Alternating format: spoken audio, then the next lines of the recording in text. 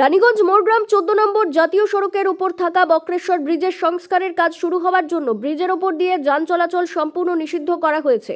পরিবর্তে ব্রিজের ঠিক পাশেই একটি কজওয়ে তৈরি করা হয়েছে যান চলাচলের জন্য। কিন্তু সেই কজওয়েতেই আজ শনিবার সাত সকালে দুর্ঘটনার কবলে পড়ল দুটি সরকারি বাস।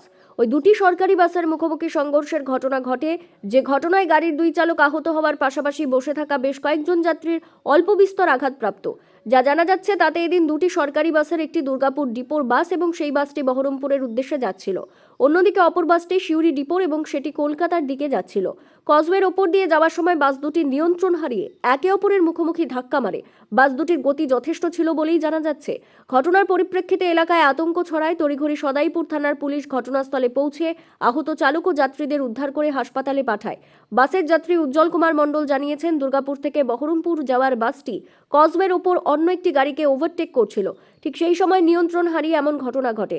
ঘটনায় যাত্রীদের অনেকেই অল্প বিস্তর আহত হয়েছেন। দুটি স্টেট বাসের চালকদের আঘাত গুরুতর। একটা বাস যাচ্ছিল আপনার দুর্গাপুর টু বহরমপুর, আর একটা বাস যাচ্ছিল আপনার সিউড়ি টু কলকাতা।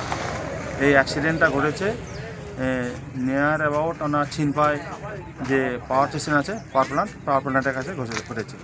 বক্রেশ্বর ব্রিজের কাছে দুর্ঘটনা ঘটেছে। দুর্গাপুর থেকে বহরমপুর যাওয়ার বাসটা রাইট সাইডে যাচ্ছিল ওভারটেক করে যাচ্ছিল। আর সেই সময় ওনার সিউড়ি টু কলকাতা বাসটা আসছে।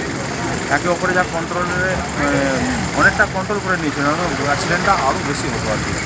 খুব একটা ম্যাক্সিমাম ওনার অ্যাক্সিডেন্টে খুব একটা বেশি হয়নি, যখন হয়নি লিটিল বিট কারো হয়তো দাঁতে লেগেছে বা হয়তো মুখে লেগেছে। ভগবান আমাদের রক্ষা করে। আপনি বাসে ছিলেন? আমি বাসে ছিলাম, আমি বাসে বই পড়ছিলাম, আমি দেখতে পাচ্ছিলাম। আমি আসছে সেই মুহূর্তে আমি বাম হাতে করে বাসটা ধরে নিই, আমি বই পড়ছিলাম আর মোবাইলে কিছু নোট দেখছিলাম আর কি।